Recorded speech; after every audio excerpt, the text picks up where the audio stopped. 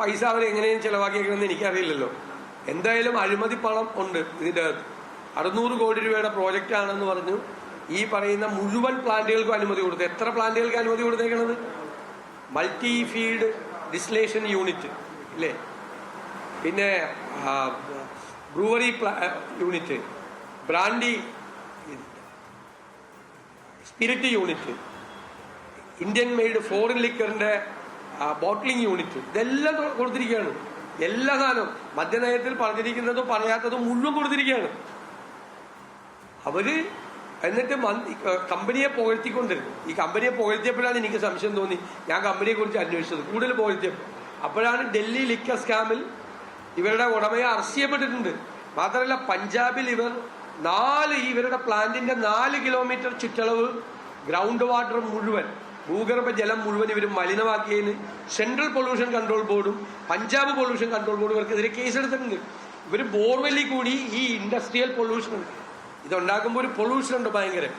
ആ പൊല്യൂട്ട് ആയിട്ടുള്ള സംഭവങ്ങൾ മുഴുവൻ, വേസ്റ്റ് മുഴുവൻ ഇവര് ഈ ബോർവെല്ലിൽ കൂടിയാണ് ഇത് തള്ളിക്കളഞ്ഞത്. അതാണ് കണ്ടുപിടിച്ച് അവര് ക്രൈം ചെയ്തിരിക്കുന്നതെന്ന് പൊല്യൂഷൻ കൺട്രോൾ ബോർഡ് കണ്ടുപിടിച്ച കമ്പനിയാണ്. അപ്പൊ അവര് ഇങ്ങോട്ട് ക്ഷണിച്ചതാണ് ഇവർ, ഓൺ ഇൻവിറ്റേഷൻ. വെറുതെ ഉള്ള രേഖയല്ല ഇത്. വാട്ടർ അതോറിറ്റിയുടെ അവർക്ക് IOCയിൽ ടെൻഡർ വയ്ക്കാൻ വാട്ടർ അതോറിറ്റിയിലെ കൺസെന്റ് കിട്ടാൻ വേണ്ടിയിട്ട് കൊടുത്ത രേഖയിലാണ് അവർ പറഞ്ഞിരിക്കുന്നത് ഞങ്ങൾ ഈ കേരളത്തിൽ തുടങ്ങാൻ വരുന്നത് കേരള സ്റ്റേറ്റ് ഗവൺമെന്റിന്റെ ക്ഷണപ്രകാരമാണ്. എന്നിട്ടാണ് പറഞ്ഞത് എന്താ പറഞ്ഞത്, സർക്കിൾ ഇൻസ്പെക്ടർക്ക് ഒരു അപേക്ഷ കൊടുത്ത്. അന്ന് ഞാൻ ചോദിച്ചു, പാലക്കാട് ഒരു ഡിസ്റ്റിലറി അറിഞ്ഞില്ല, കേരളത്തിന്റെ മദ്യനയം മാറി ഒരു പുതിയ മദ്യനിർമ്മാണശാലയ്ക്ക് അനുമതി കൊടുക്കാൻ പോകുന്നത്. സാധാരണ ഇത് വന്നിട്ട് ഒരു എന്താ ചെയ്യണത്, മാനദണ്ഡങ്ങൾ വയ്ക്കും ഇല്ലേ. നമ്മൾ ബാറിന് അങ്ങനെയല്ല, ബാർ കൊടുക്കുന്നതിന് മാനദണ്ഡങ്ങളുണ്ട്, ക്ലാസിഫിക്കേഷൻ ഉണ്ട്. ആ ക്ലാസിഫിക്കേഷൻ ഉണ്ടെങ്കിൽ മാത്രമേ കൊടുക്കുള്ളൂ. ഇതിന് മാനദണ്ഡങ്ങൾ വെച്ചിട്ട് അപേക്ഷ ക്ഷണിച്ചിട്ടല്ലേ കൊടുക്കുന്നത്.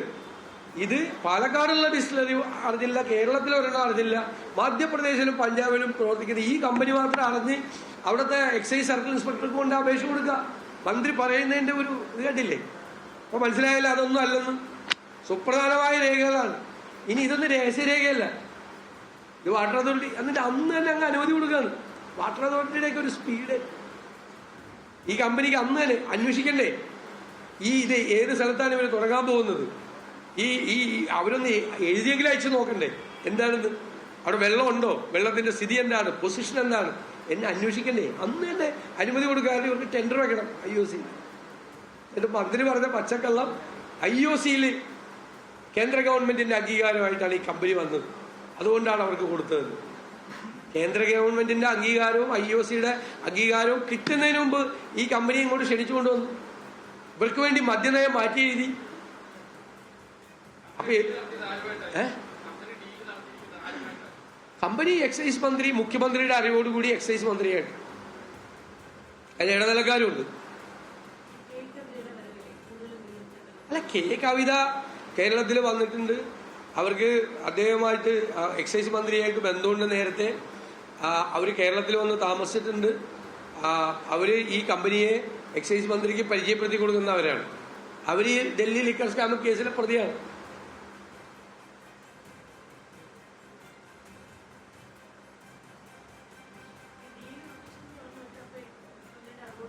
മുഖ്യമന്ത്രി, ഇത് എക്സൈസ് മന്ത്രി മുഖ്യമന്ത്രി മാത്രമേ അറിഞ്ഞിട്ടുള്ളൂ, വേറെ അറിഞ്ഞിട്ടില്ലല്ലോ.